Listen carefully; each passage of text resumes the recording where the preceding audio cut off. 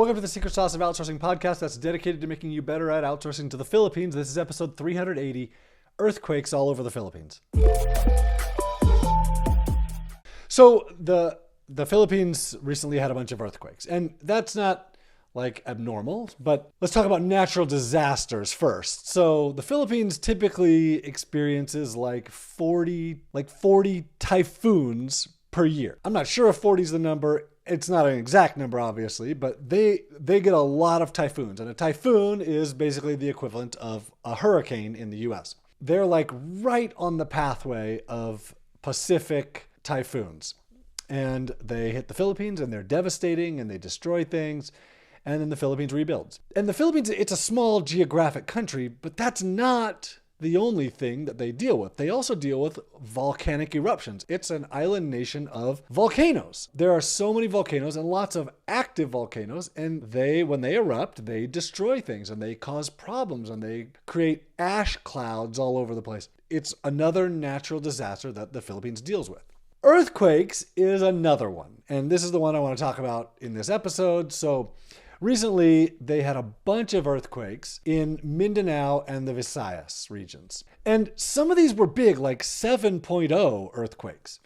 And nobody on my team even said anything to me about it because it was just a normal occurrence to them. Now, I didn't know that. And when I heard about it, well, you guys had a 7.0 earthquake, and I know this wasn't super far from where a bunch of people on my team live. I approached them about it.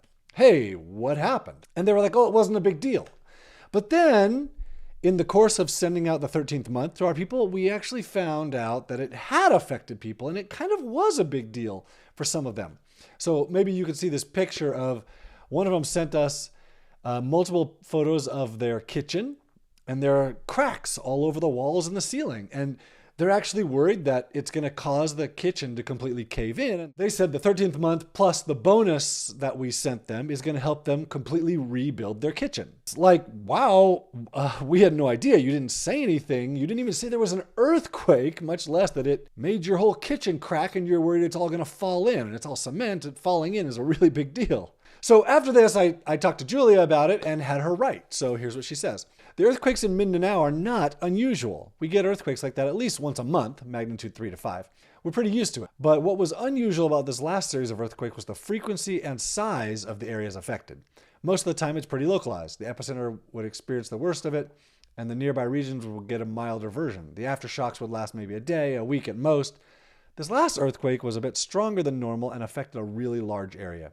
The epicenter for the last earthquake is located in northern Mindanao, but it was felt by most of Mindanao and even reached the Visayas. So Mindanao is the region. It's also an island name.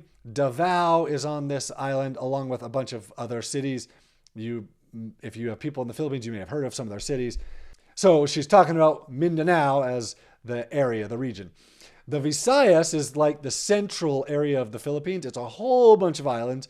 And it would include like Iloilo and Cebu and Bacolod. There's a whole bunch of medium-sized cities in the Visayas, including the really big city of Cebu. So this earthquake and series of earthquakes affected both of these regions, which is it's a really big area. She continues, as of this writing, we're still experiencing aftershocks. They're weakening, but we did feel it for days.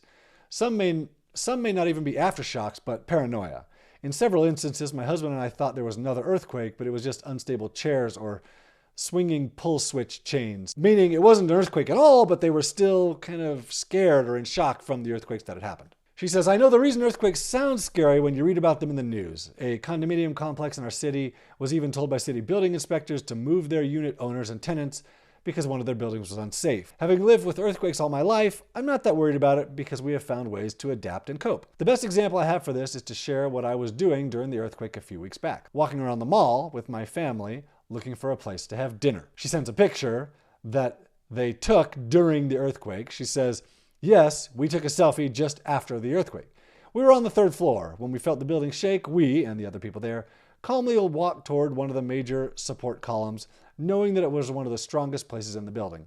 The shop owners automatically evacuated their stores and closed them. The building security evacuated the elevators, stairs, and escalators and moved people to safe areas. Once the earthquake stopped, we all walked out of the building to the designated evacuation area.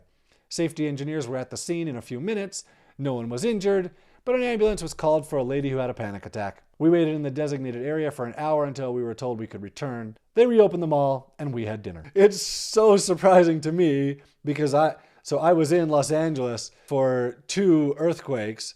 The Northridge earthquake in like 1987, I think, and there was another one there that I was there for, and they were really scary and shocking to me. And this is such a normal part of life to her. She writes about it so casually. She says every aftershock since our city government would send safety alerts, reminders, and safety engineers within minutes. The worst we experienced was losing electricity in the middle of the night, but that was reported and fixed in a few hours. There was also an earthquake in Luzon, but it wasn't as strong as the one we had here. They're also fine. Yeah, they're fine, which is, so this is the MO of the Philippines and natural disasters. They're fine. And obviously, when a disaster destroys things, it's a big deal for those affected, but they recover so quickly. They recover from typhoons quickly. They recover from earthquakes quickly. They recover from volcanic eruptions quickly. It's amazing how quickly they recover. And it's one of the really great things about working with the Philippines.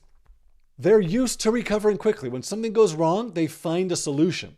And that's one of the big problems that typical US outsourcing companies have had is when someone in India runs into a problem, they don't find a solution because they're not allowed to find a solution culturally. Whereas the culture of the Philippines says, find a solution right now. And they want to work through things and make it work and find a solution. It's part of the culture.